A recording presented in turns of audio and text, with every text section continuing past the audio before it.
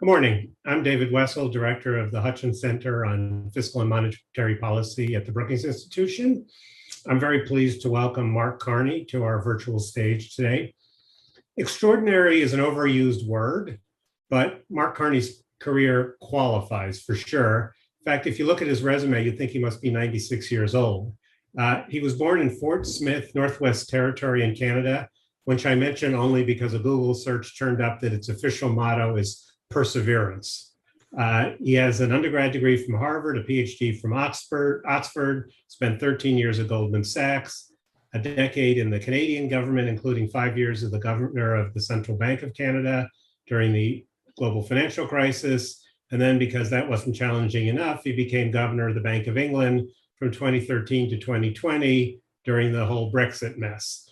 He's now an advisor to the British Prime Minister on climate finance, the UN Special Envoy for Climate Action and Finance, Vice Chair of Brookfield Asset Management, mentioned as a future potential candidate for the Prime Ministership of Canada, and is only 56, and I'm not going to deal with his collegiate hockey career.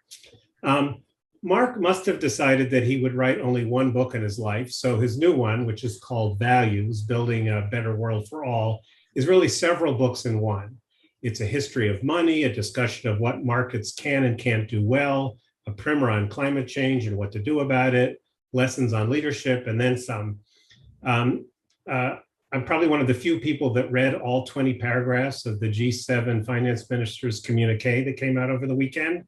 I think Mark Carney's book has a background briefing on almost every one of those 20 chapters. So we're very happy to have you with us, Mark. And as people know, if you want to ask a question, you can type it into Slido, sli.do, hashtag Carney Values, and I'll try and get to some. But I thought we'd start with the very provocative and interesting title of your book, which is Values with a parenthesis around the S. And you talk about the tension between value, which is a market-determined something or other, and values, which has to do with our moral being. And I wonder if you could talk a little bit about what were you trying to do by putting those two together, and what does that tell us about how we should run a society that is market-driven but not market-controlled? Right.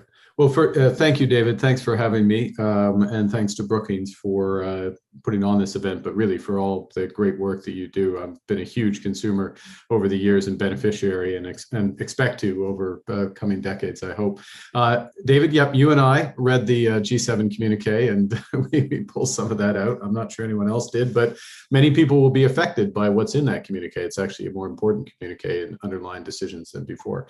And I'm sure we'll get to that. In terms of thank you for going straight to the title, because the parentheses is there because what I'm trying to get across in the book is that the causality between value and values goes in both directions. So on the one hand, you have circumstance, which, and I'm obviously simplifying, but in the run-up to the financial crisis, some of the underlying values that support good market functioning, and this is a point that goes back to Adam Smith and I think most political philosophers and political economists, I should say.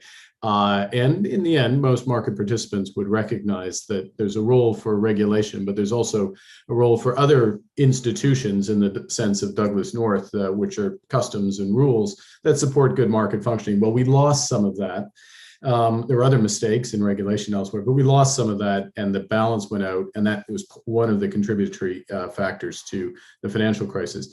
The next relationship between value and values is I just simplify and I'll ascribe to Michael Sandel, which is the marketization of aspects of society. So the effort to bring in certain elements of activity, whether it's charitable activity, volunteering, I can go on, but in effect, bringing them into the price system. And in that process, depending on the activity, in the process, there can be a corrosion of the value, corrosion of the incentive. So it actually ends up being counterproductive. That's not the core element of the book. It's an observation, which I needed for completeness. The The third aspect is when value can deliver societal values. In other words, the market delivering societal values. And really what I'm getting at here is the example, I'm sure we'll have a chance to talk about it in terms of climate change. So as we move out of a trade-off mentality, which, it's almost bred in the bone in me as a policymaker, as an economist, but to a hierarchy of there are certain objectives, societal objectives, which become a focal point. And I argue that we are moving to that position now with sustainability.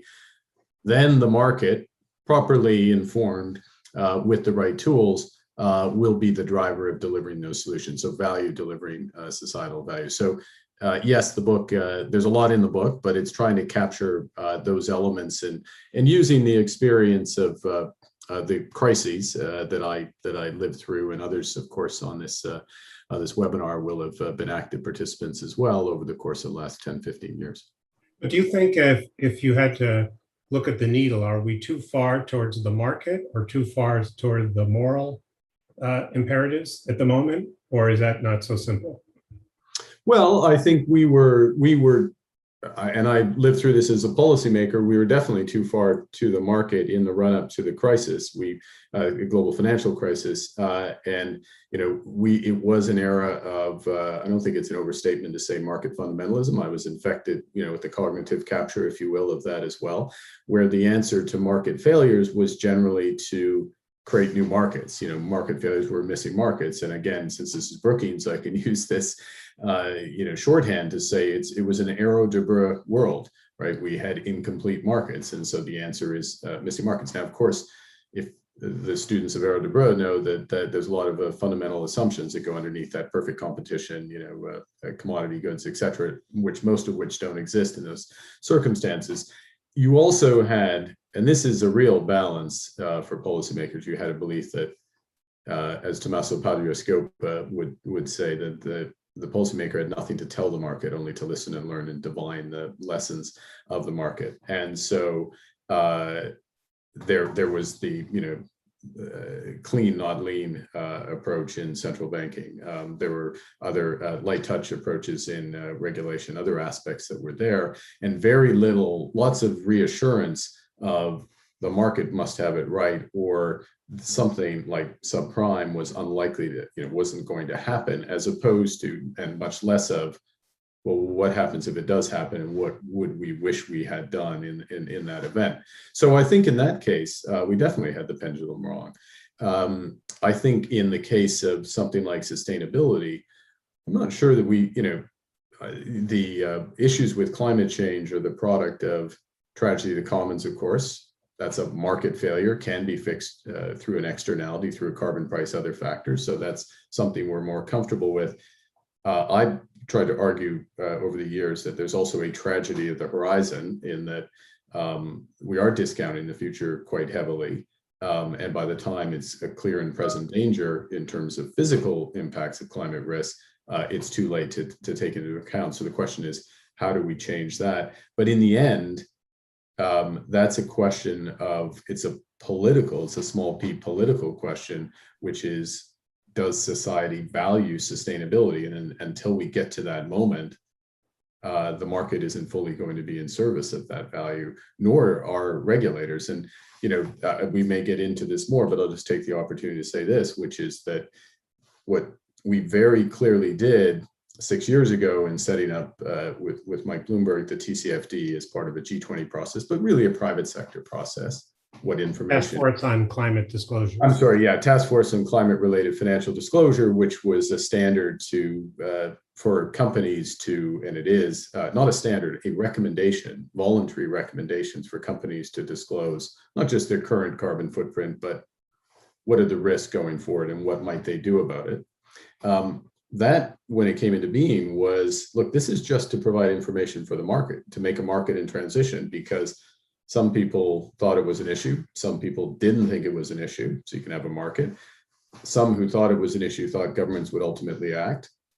And some who thought it was an issue thought governments wouldn't act in the end, and therefore this wouldn't ultimately end up in the price, or it wouldn't end up in the price in a reasonable horizon. Now that shifts as you roll forward to today, not to the same degree in every country, But in many, many countries, and there's a lot of momentum around this, the countries actually say, no, we are going to move to net zero. It's a legislated objective. We are having a carbon price. I'm sitting here in Canada, legislated carbon price going to $170 by 2030. Even though it's Canadian dollars, it's a lot of money. So that's focusing the mind, and that brings forward the future.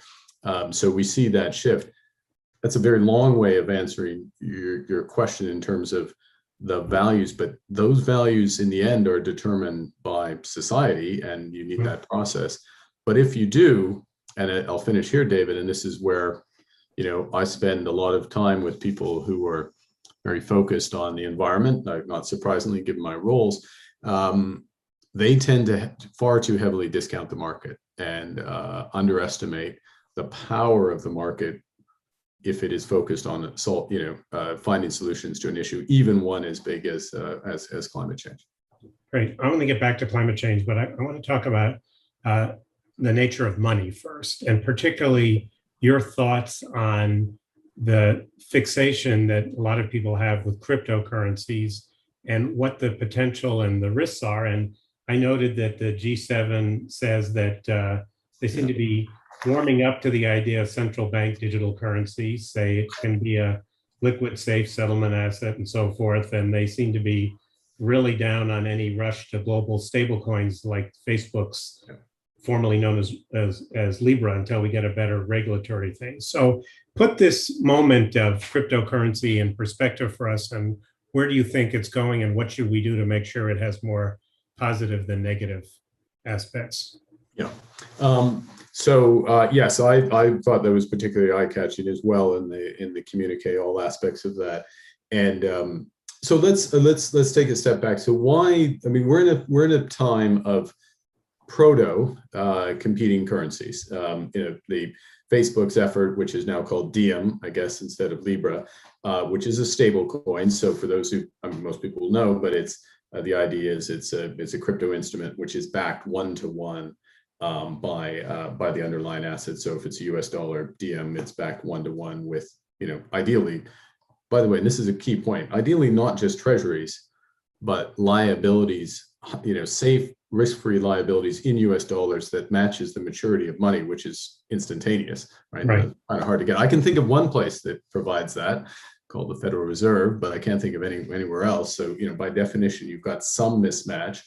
And just while I'm on that topic, history shows Bank of Amsterdam being an example in the book, where the temptation to run a bigger and bigger mismatch over time for a private sector stablecoin, which in the end was basically what the Bank of Amsterdam was, is just too great. And ultimately, how credible is that commitment? So what era is this Bank of Amsterdam? It's the 1600s.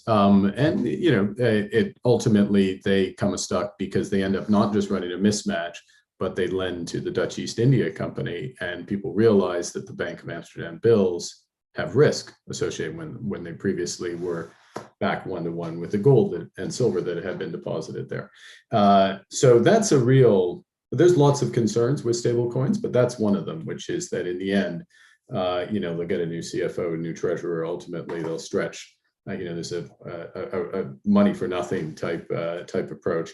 And in the end, why wouldn't you just have, as the central bank, if you're going to have a stable coin, why wouldn't you have your own stable coin, which would be a central bank digital currency that is tokenized? Now, there's other forms, which is account-based, which I suspect is where this will go. Okay, that's the context of what's happening, though, is we have currency competition basically running up. So a series of crypto assets of varying degrees and varying purposes, varying degrees of being money. Most of them are not money. They're not used as means of payment. But some of the most interesting ones are those that are solving specific gaps in the payment system. So some of them are for wholesale finance, US dollar coin, JP Morgan coin, or for wholesale finance and getting efficiencies in there. And they're doing it in a way that, actually serves a role. So I think there's legitimate questions whether, or legitimate possibility, shall I say, that those will continue to play a role. Some are trying to play that role on cross-border payments and lower the cross-border payments fees. I think in the end, the central banks can get to a position where they solve that issue, but we'll see. Some, and it has to be said, and we've seen the examples in recent weeks, like Bitcoin, yeah, there's a gap in the payment system. It's called illicit finance. It's called ransomware. It's called terror. I mean, it literally is. That's one of the gaps. Well, that's not a gap we necessarily want to close. And so anyway, so you get the point. So there's this, and these are questions of the values underlying money. We need something that's resilient. We need something that's transparent. And it also needs, key point, an adjustment mechanism so that fairly shares burdens. So for example, the gold standard, I talk about the gold standard in the book, and you're a student of it, I know. It was ultimately felled by too much weight of adjustment on labor. In the end, you put all the weight. That's always been one of the risks in the euro as well. So where do I think it's headed? I think we will have central bank digital currencies. I think they're more likely to be account-based than token-based. I think that they will, and likely, hopefully, I should say maybe, that those central bank digital currencies, there will be some efficiencies in terms of cross-border, the linkages, so the cost of cross-border payments will come down. Most people won't see the CBDC because they'll see the wallet from a bank or a tech company or a fintech company. That'll be their interaction. We'll still have a lot of inside money, in other words, endogenous money creation by those private financial institutions, which will be indistinguishable from the CBDC. But there probably will be, in parallel, some private monies or so-called native currencies for specific applications that are legitimate gaps in the payment system that are used by a subset of users. And the interoperability will have to be established there. So an account-based central bank digital currency, but I won't have an account at the Fed. I'll have an account with the bank, and the bank will have essentially a digital account with the Fed. Yeah, exactly. And just as it does today, but what will be interesting is it won't just be the banks that have those accounts. And by the way, I'm more confident that this is what will happen in the UK and other places. Then maybe I'm not trying to speak for the Fed, but it could be, it could be the Instagram wallet. It could be a fintech company's wallet, some other consumer facing, and they need to have that account up top as well, so that the settlement is just across the accounts. There's no settlement risk. There's just across the accounts of the financial institutions at in this case, the Bank of England. I see. And the advantage of that is largely efficiency and competition. It's efficiency, it's competition. It is, as I understand it, and I'm not the one doing the program, but it is also potentially programmable, i.e. programmable for smart contracts and other applications, which are potentially very attractive. So contingent contracts in effect, potentially very exciting and add efficiencies to the system, although there's still, like much in this area, it's pretty nascent. And I think we'll be a currency-less society in a decade or two. I don't think in a decade. I mean, just you think of the people and maybe you were kind that you were suggesting I was younger than I am. I am 56, but I know a lot of people who always will carry cash. So I always said when I was governor in the UK was we will continue to produce banknotes as long as people want them. And I think we've got a few decades where there'll be a residual. Okay, so let's turn to climate. And I think your basic argument is that if we're serious about resisting climate change, and you think we are increasingly serious about it, that there's a growing political consensus that doing nothing or doing as little as we've done so far would be a huge mistake and a disservice to our children and grandchildren. And your basic argument, if I get it right, is you want to bring climate risks and resilience into the heart of financial decision making. And so tell me how that happens. How do you get companies and banks and insurance companies and consumers to fully internalize the costs of our behavior, which is contributing to fossil fuel, the greenhouse gases and so forth? Yeah. So one of the key organizing principles for this is net zero. So what's happened with climate change is, and this has always been understood, or it's been understood for a long time, that we can't stabilize the temperature, whether it's at the Paris stretch objective of 1.5 degrees or it's at 3 degrees. We can't stabilize it until we get to net zero greenhouse gas emissions, and I'll shorthand that to carbon emissions. Can you just define what net zero means? Yeah, so net zero means that the emissions, any emissions that exist because of not just human activity, human or agriculture or other activity, that those are removed from the atmosphere. So there is some net process, and the two obvious net processes are, one is forests while they're growing, so new forests while they're growing. So you remove net once you get to the height, you don't remove, you're net awash, and carbon capture and storage of some form. Those are the two most obvious ways. So you've got to get absolute emissions way down in order to be able to net out whatever you're still doing. And the point is that the temperature is, the physics of it is, it's a function of the stock of carbon in the atmosphere, greenhouse gases. So you have an organizing principle now of net zero. We're at about 130 countries and counting who have said net zero is our objective.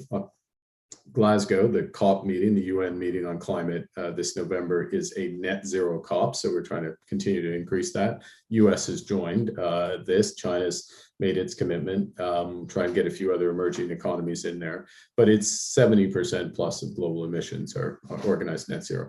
So then that rolls down to, if you're a company or a financial institution, the question is, and you operate in these jurisdictions, what's your plan for net zero? Now, you can have a plan, which is, well, my plan is, there's three options in that. One is, I don't have a plan because I don't think this government policy is credible, or that this will actually happen for whatever reason. That's an option. Maybe some issues with stakeholders and employees, and you may be surprised, but that's an option. The second is, I don't think I can get to net zero, or I'm in a sunset industry in a world that's moving to net zero, and I'm going to run off my business. Most people don't choose that option, but you could legitimately, and I'm going to defease these, or I'm going to defease certain activities over 15, 20 years. And the third option, which most major companies seem to be picking, is I'm committing to net zero by 2050. I'm putting in place a plan. By 2030, I'll be at this point, and here's what I do. So now you're moving into a financial system which is getting that information. TCFD is related to this. It's not the same as a net zero plan, but it's related to it. So in the financial system, you have this information. You're judging companies in terms of whether they're likely, do they have a plan? Are they likely to succeed with their plan? Are they going to be competitive in a world that's moving to net zero with, if not a rising price on carbon, tighter and tighter environmental regulation, more and more competition from low carbon technologies in their area? And then that is a decision point on value. That is an influence on company value. And not just in the extremes of renewables versus coal and heavy oil, but all the way down through, moving into the core of the system. And that's what's happening now. And for those who may not follow it closely, at President Biden's summit in April, there was an announcement of a new alliance, which is the core of the financial system, the major banks, insurers, pension funds, et cetera, from around the world, 160 of them, $70 trillion of assets, which even, for Brookings in the US is a huge amount of money, committing to net zero. So committing to have these plans for their own assets and manage their balance sheets in that way. Now, last point, if I may, and there's lots of other ways to, build this out, scenarios, stress tests, other things to make this tangible. But what is critical in building this system is that the incentives are there to finance the transition. So in other words, the incentives are there so that I lend to or invest in a company who may have high emissions today, whose emissions might even go up for the next few years, but by lending, investing, giving them capital for a period, that those emissions are going to come down over time. and avoid what we want to avoid is a very, on the surface, satisfying sort of binary approach, which is there's green assets and there's brown assets. And get rid of all the brown and just go to the green. Well, that's not a transition. That sort of wholesale divestment, and that won't get us to where we need to go, because we need the steel companies to make some big investments. We need the automakers. We need and on, to deploy the capital so that the core of the system gets its emissions down.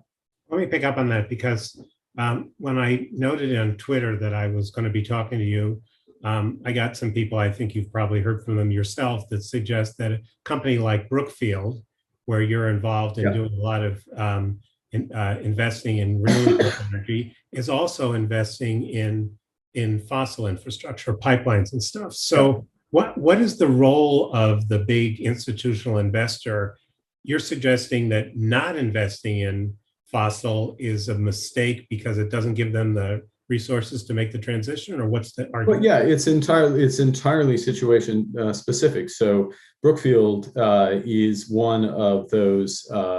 That's part of the 70 trillion. We bring 600 billion to the 70 trillion. So we got them to the 70 trillion level because we're a member of something called the Net Zero Asset Managers Alliance. It's a large alternative asset manager.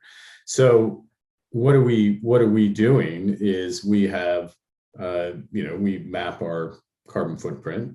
We're developing decarbonization plans across all our assets. We have a specific strategy, which I'm very much participating in, which is to help accelerate the transition for companies of, a specific transition fund strategy. But we're also addressing the overall, footprint of our, as I say, that 600 billion of assets. But to be clear about Brookfield, I mean, it's one of the biggest renewable power generators in the world. It's over 20 gigawatts of power on 4 continents. It's got another 23 gigawatts in production, and that's London and Paris or Chicago and New York in terms of scale of generation. It's a huge amount. And then here's the key thing, and so I'll say about Brookfield, but it's a point is generalizable, is so when we own pipeline infrastructure, for example, the energy, so the judgment is about what's the terminal value of those pipelines. So how long is there likely to be natural gas going through these pipelines? Is there option value for that asset to be converted to hydrogen or some sort of hydrogen blend, which extends its life, gives another opportunity? And that is a fundamental part of the value judgment. Now, I would say, last thing, that sort of thinking hasn't been mainstream in the capital markets, but it is moving from periphery to mainstream quite quickly, which is going to enhance the value of certain infrastructure assets because they have option value, or because they're going to be longer lived, because it's in jurisdictions where either it's the lowest carbon solution for a period of time, or one of the lowest carbon solutions for a period of time, and or it can be extended for other reasons. But that's part of thinking about the transition. So it's very so just to finish, the sort of simplistic thing, which is what we're trying to avoid for the system as a whole, is to say, you own a pipeline, you're bad. That's hypocritical. No, it's not. It's an energy transition. We have to make judgments, Brookfield does. Others will make different judgments about what works where. We might, we could be wrong about some of them. The transition could happen sooner, but we're grown up. We can, we get more right than wrong, and we'll deal with it accordingly. So you're speaking to us today from Ottawa. As you mentioned earlier, Canada has moved to put a price on carbon. The US, of course, hasn't, and it doesn't seem to be imminent. Isn't that going to create some issues, and it's going to be difficult for Canadians to feel like, well, this is great, we're doing our part, and the US is getting a free ride, and there's going to be carbon leakage and so forth? Well, yeah. So the issue of carbon leakage is a growing one in trade policy, and as your question suggests, David, in politics, this judgment of, and it can be, it's often expressed in terms of, it could be the Canada, the US, it could be Canada, the US, and China, right, in terms of the time path of emissions. I think that maybe I'll answer it in terms of how we think the trade policy might go. around this issue. The first is that it's a relatively small, it's a smaller group of tradable products for which this is a big issue. So where carbon is a big component of the value add, but there's some pretty politically emotive ones. Steel would be a classic example. The second thing is that so what is being openly talked about, these carbon border adjustment mechanisms. The president's mentioned it. The Europeans are launching an initiative on it. The Canadians talk about it. One of the challenges to be WTO compliant with this is the easiest way to do it is based on a carbon price. And because you can look, I have this price, you have a price that's half mine. Clearly, but when the U.S. doesn't have a carbon price, then you move into a world of shadow carbon pricing, which is harder to map and easier. So, is the equivalent of my emission standard, worth X on the price of on the price of carbon? You get the point. So there's that world. The other route is around product standards. So having carbon components to the product standard for steel. Steel has to be of a certain quality. And that, my personal view, cutting it short, is that I think that, kind of over the next several years, it's more likely to land on the product standard side, not exclusively because of this, but not least because the US doesn't have a carbon price and, it doesn't seem likely to have one in the foreseeable future, despite all the, economic benefits of going down that route. Meaning that I'd have to say that this steel was made in a way that had a limited amount of carbon emissions. Yeah, and you can, and the thing is that actually, it won't just be an assertion. The ability to measure this is again, it's part of these disclosure standards and others, is the ability to map that, not just in the steel making process, but obviously from the power that's provided and the carbon in the delivered to the delivered steel, to the ports here. What about China and India? This is often raised. Yeah. We can't fix this problem without them. They say, "Oh, great, you used up all this carbon capacity to industrialize. Now you want to restrain our growth." The Chinese talk a good game, but they're still building coal plants. India's got all sorts of issues. When you talk to them, how do you explain to them? Well, how do you read them? Are they serious about this? And how do they play in this world? The easier to answer the second, incredibly important, decisive even. There's a few, at COP, it's a UN meeting, there are 195 countries, they're all equal, but some are more equal than others. And obviously the US, the EU, China, Canada clearly, and India are more equal than others. How do I read them? I would say that the Chinese are, so a couple of things about the Chinese. One is that they have pretty explicitly taken a view that being low carbon and having low carbon industries, or being leaders in industries that enable low carbon, is a fundamental driver of competitiveness, medium-term competitiveness. So there's a big economic motivation to their push towards net zero. So that's first. And that point, I think, has not been lost on other major economic powers, in that, okay, so this is reinforcing, the market in some respects, the competitive juices around the industries of the future. The second thing is that the Chinese, look, the Chinese on coal have just started to shift their stance. So Xi said at the Biden summit that they will peak on coal in 2025 and manage, begin to manage down. I mean, it's all very fuzzy, to be clear, but it's that impression on coal in the latter half of this decade, which is the key. And the objective is coal down in advanced economies by 2030 and 2040 in emerging economies. So the extent to which the global carbon budget can work, there is an element of growth and then tailing off in those. I further think, I mean, the Chinese are, as you know, big in solar, biggest in solar, biggest in electric vehicles, biggest in a series of other things. We collectively have a strategic issue around the rare earths that are essential for a number of these climate applications, and so the development of alternatives is critical, including in Canada. Canada is part of the solution for that, but it's an expensive part of the solution, and so we need to, the collective, G7, we need to think that through.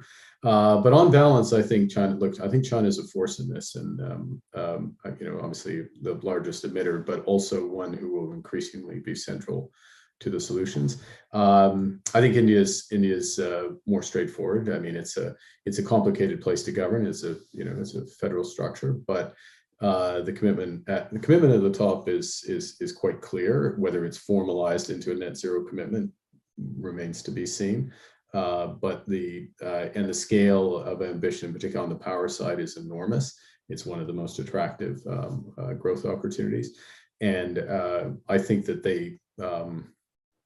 I'm pretty upbeat on India in terms of what actually will happen on the ground, not least in that the economics of a number of the solutions have shifted. But David, make no mistake, we've left this issue, the collective, we have left it very late, and so the scale of what needs to be done is enormous. And if you can pick Canada. What's Canada? I mean, we've got huge changes that have to happen here, and that's true for virtually every country. There's a question sometimes about the role of central banks in this issue. Yeah. You've pointed out that in the UK, the Bank of England has pretty broad supervisory responsibilities, including for insurance companies, which, of course, the Federal Reserve doesn't have. Christine Lagarde at the European Central Bank has suggested that maybe they should be greening their portfolio of bond purchases when they do things like quantitative easing.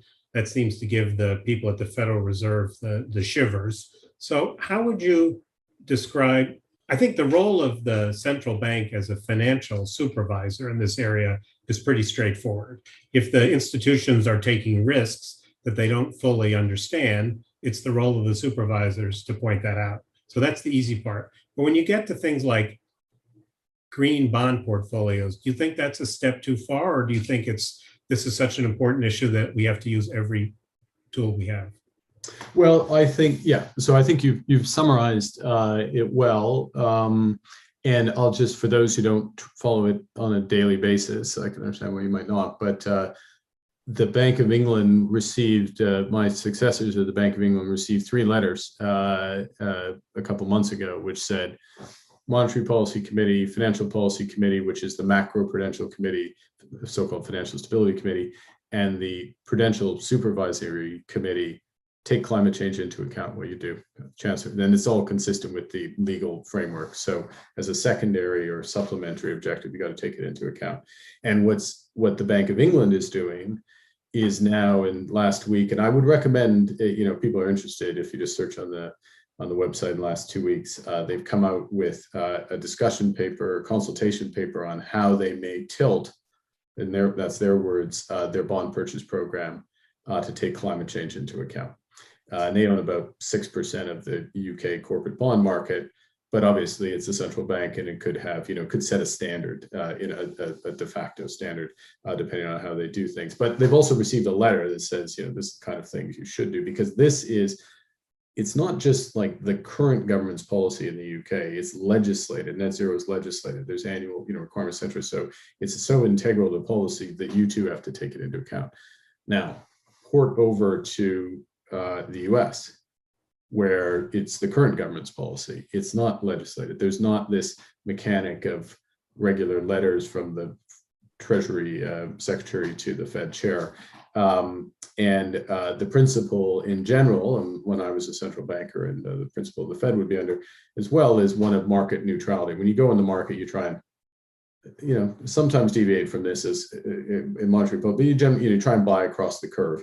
So you're not disturbing, you still have price discovery, but you're getting the portfolio balance effect on quantitative easing. Or you buy, or you lend collateral, you have a credit standard, but then once you meet that credit standard, you more or less can put that collateral in.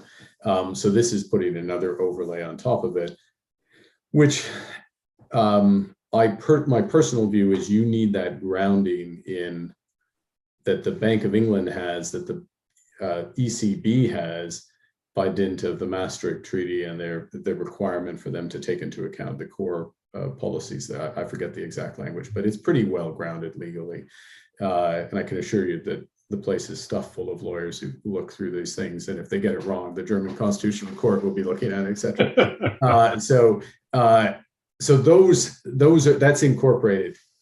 My read, and there's more experts at the Brookings Institute than my expertise on the Fed. My read is that doesn't exist for the Fed. So you're going to we end up with different central banks doing different things, and they're both, they're all right.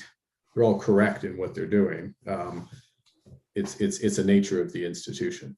I see. I do think, by the way, David, I do think that some of the commentary of some people around this is quite poorly informed, when there's like, well, the bank's reading in a bunch of the Bank of England or the ECB new responsibilities. Well, it's the exact opposite, actually.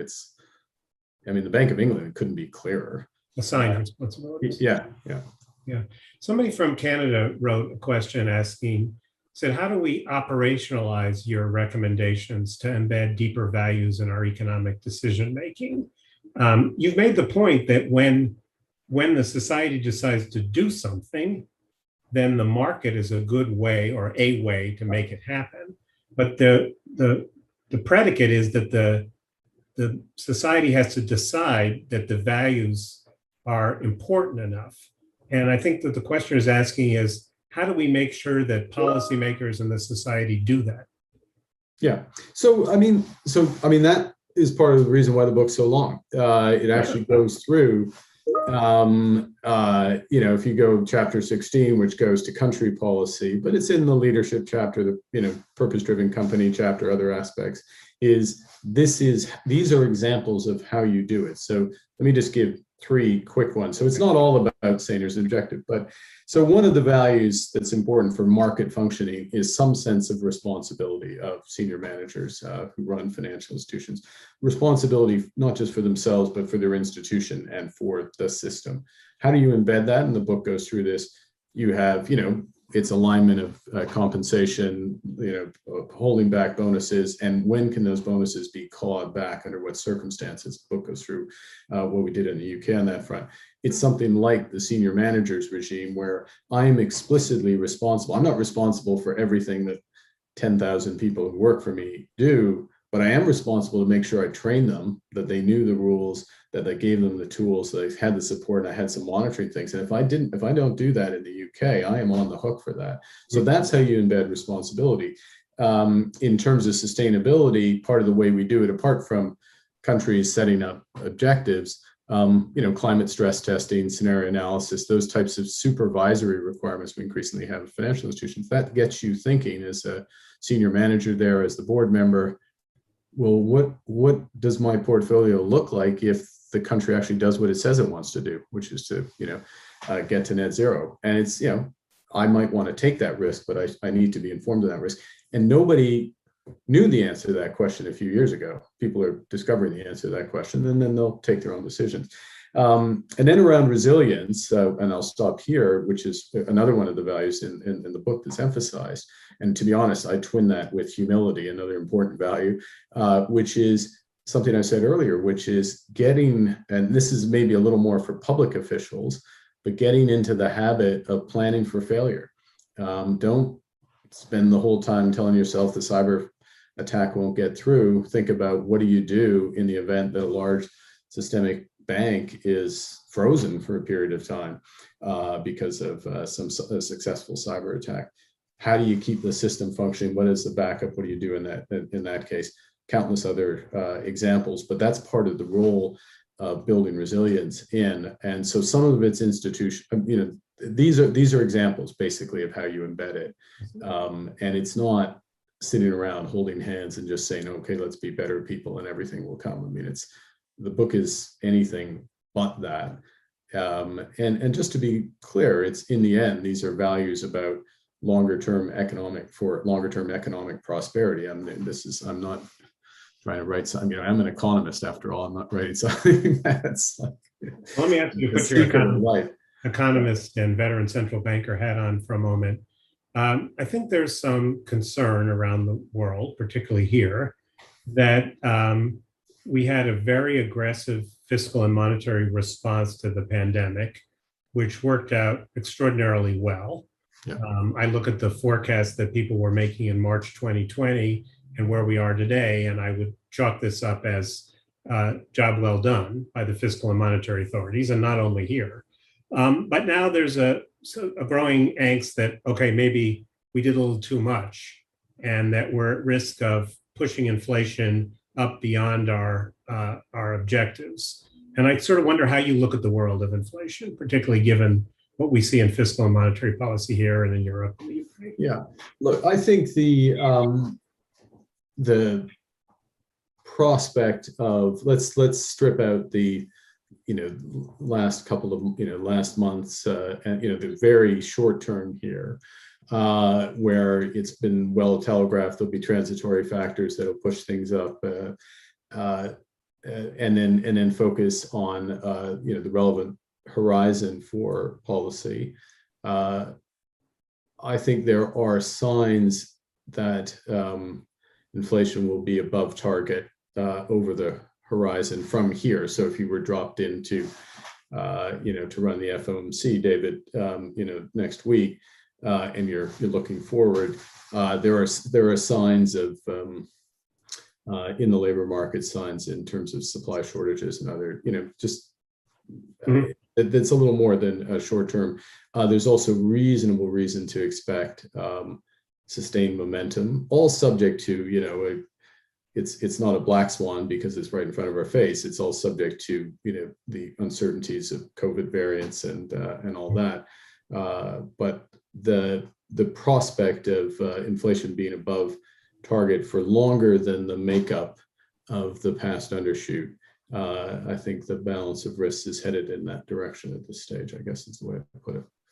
See, does that work? I started to lapse into central bank speak there. I noticed that.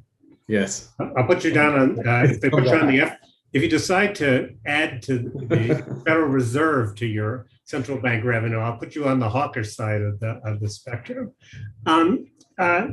Mark, I think one of the things that struck me as I read the book is it's actually very comforting, because you described some ways, and you did this earlier in our conversation, ways that we could embed values in our economic decision making in ways that don't require us all to give up electricity or stop we all ride bicycles.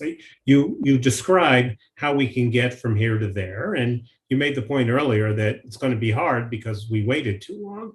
But when you look at the political system in the United States, when you look at the polarization here, when you look at what the UK has been through, when you look at the rise of populists in France and Germany, when you look at the Israeli democracy, I just wonder how you reconcile your relatively upbeat view that sound, well-meaning, thoughtful policymakers can get us to a better place with the political system that seems determined to prevent that from happening.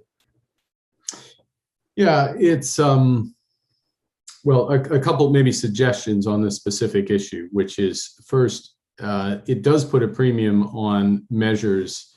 I'll shorthand them to green measures, but measures that have immediate payback in terms of jobs and economic growth. So high multiplier. I mean, it's an obvious point, but it really does bear repeating. And so, one of the simplest things to do, certainly in the UK, in the work there, is you go to those houses. I mean, all due respect, hope there's no one in the UK, but you would not, the room that you're in, the warmth would, well, you're in Washington, so it's about keeping the cold in, I guess, as opposed to warmth up, but things just leak out of the place. Like, they're incredibly, so the desire for home retrofits and all that, and the need for them, and actually it's a material contributor to their reductions. And of course, you employ a massive amount of people that covers the whole country. It has all those benefits.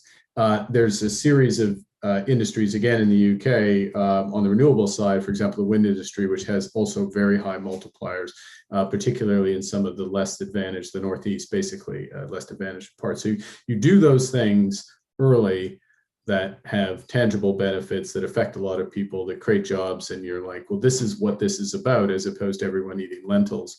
And as you say, riding around on the, same clapped out bicycle for the rest of their lives. In parallel, what you want to do is, and this is the hard bit.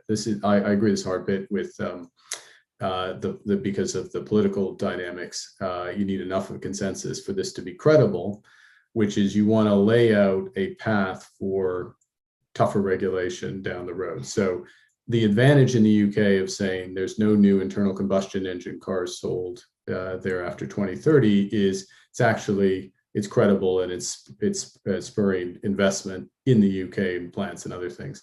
Now, one of the big decisions, I think, for the Biden administration is, what is the equivalent of that? It's not going to be 2030, but is it 2035? Is it 2040? Or is it not that explicit? Is it a fuel standard that de facto means that? I mean, it seems like GM and now Ford have already gotten the message anyway, so they may be pushing on an open door, but you're doing things farther out that then again spur investment today if it's credible and predictable. Again, I sound like a central banker, but it's something I worked on with Janet Yellen actually at the G30, was a paper before she found something better to do than that. And we're gonna have to rely on, and this is going to sound risky, but it is risky, that actually there is some tangible payoff to these measures. And I think the last point, if I may, David, is I think would be interesting. Let's assume just for the purposes of this discussion, a change in the U.S. government, a change in administration, with more skeptical end of the Republican Party, let's say, runs the two houses and the presidency. If facts on the ground are an economy that is increasingly geared to this and jobs geared to this, there may be more rhetoric than policy. There may be by that point, but that's what would be in my head as the benevolent social planner. Better have some payback by that point, so that the benefit of continuing. And last point, just reemphasize something I said about China earlier, which is this is one of the competition points with China. I mean, without question, and I would suggest it's going to be as big as digital, both from or tech, I should say, generally, both from a economic opportunity, but from a geostrategic influence perspective. So we'll see. I guess I'm asking you a different question. Has your faith in democracy? You were governor of the Bank of England during the Brexit vote in the UK. You were very outspoken, and you talk about why in the book, about what would be the economic risks that Britain was running if it withdrew from the European Union. And as you say, you said we'd be ready, and you were. And you got some grief for speaking out. And yet, despite all the elites saying this is not a great idea, the British public voted to do it, and the British government, the current British government, has certainly upheld that part of the bargain. So I'm just wondering, have you no doubts about the ability of our democracies to do this stuff? Oh no, I definitely do. I'm sorry. I thought my answers indicate. I was trying to give you a path that I start from the position of the premise of your questions. The last two questions is exactly right. There is this risk of this shift. It depends on the jurisdiction, though. I mean, for example, in Canada, look, it's 75%, 70%. I would be more precise. Of the votes in the last several elections were for parties that were as aggressive on climate or more aggressive on climate than the current government. So that's a pretty big consensus. Plus, things are being legislated as opposed to being policy. So you can change the way you get there. That what I just said for Canada holds even more so in the UK and Europe. But of course, if you're a politician, then mapping that into giving people what they really want, which is jobs and that progress. That's your job. The US is not in, I mean, you know better than I, but it's not in that position. So the stop start is a risk. Australia has been in that position, stop start on climate. And it does matter that, look, I guess the way I would put it, to bring it back to what I try to write in the book, is, there is a value of dynamism in the book, which is, sort of market returns and growth and prosperity. And so unless you're delivering that alongside sustainability, you're not going to get to where you want. And if I can just bring it again back to central banking, one of the things we're always cautioned at the Bank of England, cautioned is a polite way of putting it, is in our financial stability role, don't end up with the stability of the graveyard. Right? Don't pile capital so high in the banks and stack up liquidity so there's no lending. And that's something, and it was good that we had that pushback. It's good that we took that seriously. So the analog to climate is, don't have the, sustainability of the graveyard, if you will, or sustainability that is sustainable in all sense, like it's flatlining growth, because that's not sustainable. That's not a sustainable political. Right.